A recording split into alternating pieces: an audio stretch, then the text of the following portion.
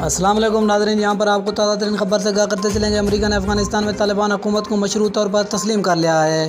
جدید ترین فوجی ساز و سامان، 3 لاکھ مضبوط افواج اور ایک فضائی قوت پر اربوں ڈالر خرچ کیے۔ طالبان اور افغان جنگ میں ہمیں ورثے میں ملی ایسے جنگجو جو جارحانہ انداز میں پیش قدمی کرنے اور ملک کو واپس لینے کی صلاحیت رکھتے تھے، امریکی وزیر خارجہ کا اعتراف۔ امریکی وزیر خارجہ انٹونی بلنکن نے کہا ہے کہ امریکہ افغانستان میں مستقبل میں طالبان حکومت کو مشروط طور پر تسلیم کرنے کا اعلان کیا ہے۔ یہ اعلان غیر متوقع طور پر ایسے وقت پر سامنے آیا جب خطے کی طاقتور روس اور چین نے بھی ابھی تک اس سلسلے میں کوئی فیصلہ نہیں کیا۔ امریکی نشریاتی ادارے سے انٹرویو میں وزیر خارجہ نے کہا کہ اس کا ملک کابل میں طالبان کی حکومت کو صرف اس صورت میں تسلیم کرے گا جب وہ اپنے لوگوں کے بنیادی حقوق کا احترام کرے اور دہشت گردوں کو ملک سے دور رکھے۔